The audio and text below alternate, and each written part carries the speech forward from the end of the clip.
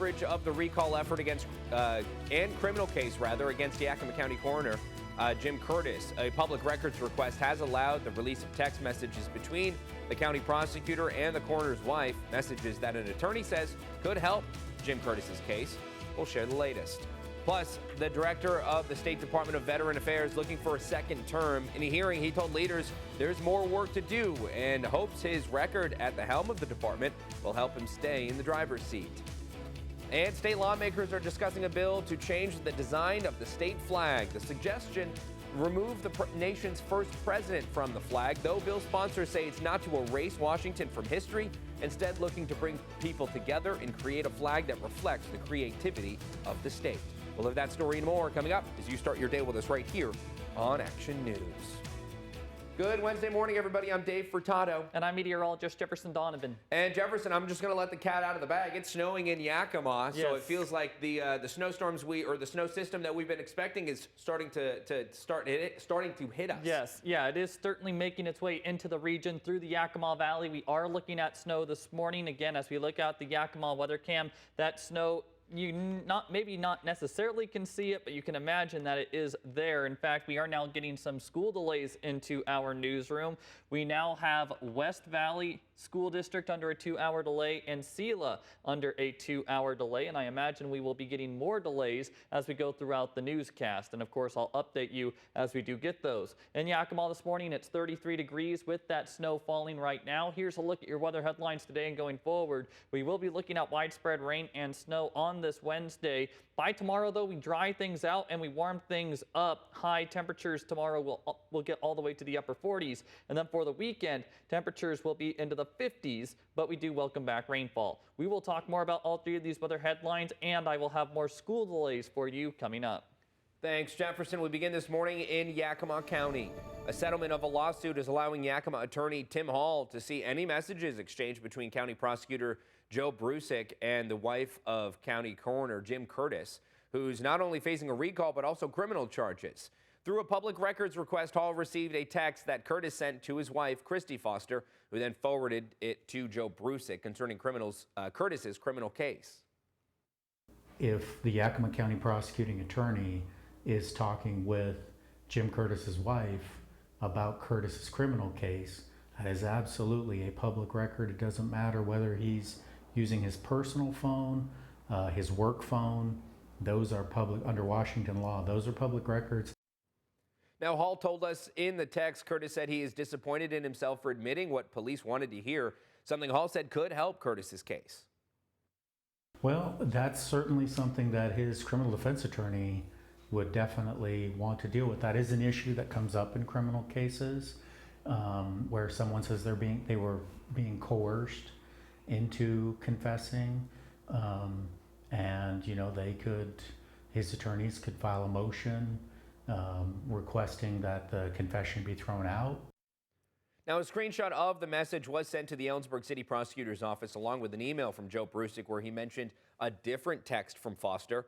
Action News has also submitted a public records request for any messages between Joe Brusick and Curtis's wife. A hearing was held for the governor appointee for the director of the state's Department of Veteran Affairs. David Puente Jr. is the current head of the state's Department of Veteran Affairs and is seeking a second term. Puente is originally from Florida and served in the Army for 7 years before moving to the Evergreen State.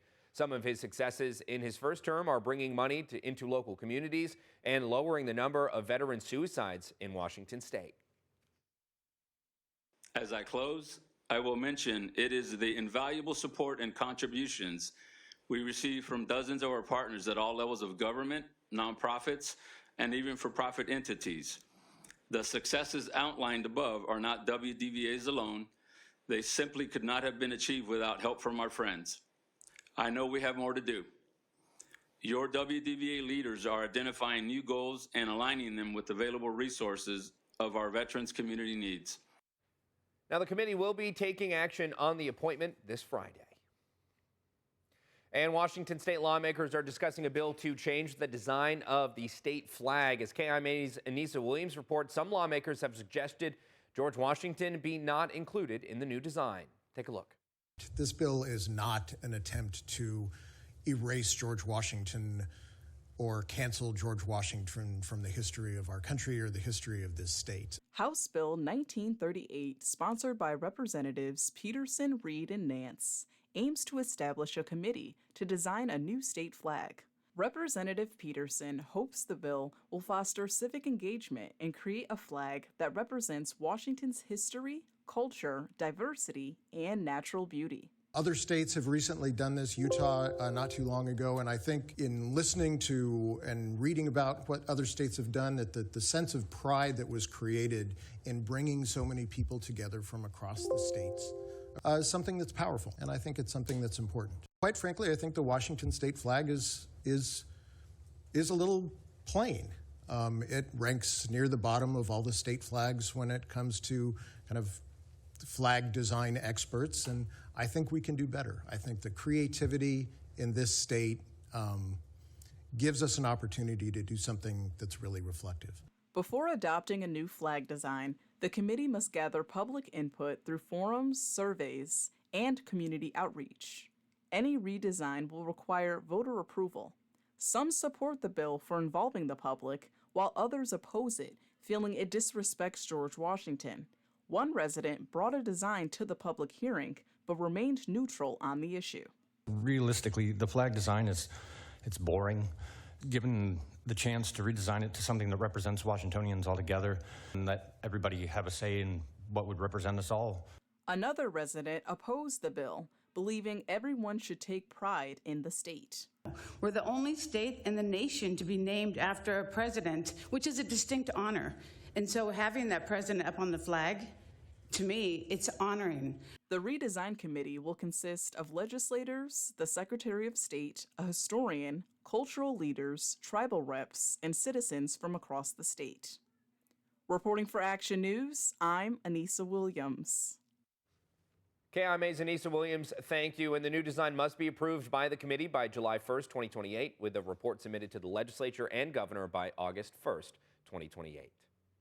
And over to Sunnyside, where city leaders are hosting a community forum today to discuss animal control services. City leaders want to hear ideas from community members, especially after Sunnyside's animal control officer resigned last year. They'll also be discussing ideas for housing stray animals. We need the community's help on this one because, we government have not figured this out because it's expensive, it's time consuming. It is, the benevolent folks you don't want to euthanize the dog. So honestly, I think we're at the point as government going, gosh, help us help, because I want to come up with a solution. Now, the community forum is at 6 tonight at the Law and Justice Center for those who want to head out over that way. And Jefferson, for those who are looking to head out, are we expecting to see snow going into that 6 o'clock hour tonight? No, absolutely not. In fact, all the snow is going to primarily be done by the time we get to around your 10, 11 a.m. hour. But this morning, we are certainly seeing some of that snow falling, especially through Yakima and Kittitas counties. We already have 3 delays. West Valley is under a 2-hour delay, Sela under a 2-hour delay, and East Valley under a 2-hour delay. I didn't even bother getting out just the regular 5-panel graphic because I do believe this list will be expanded in a pretty great manner as we do go throughout the next couple of hours. Now, in terms of what you can expect for today, high temperatures are going to be cool this afternoon, only topping out in the upper 30s. Again, some snow falling this morning, turning to mostly rainfall this afternoon. After we get through today, though, the weather is going to go through a pretty dramatic warm-up. I'll tell you when highs will get to the 50s coming up.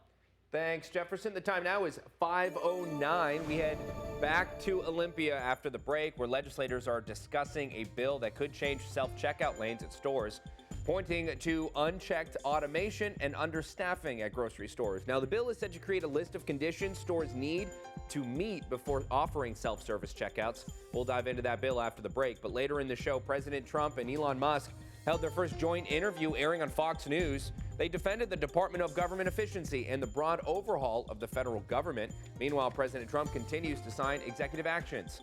We'll talk that when we get to national news. Stay with us.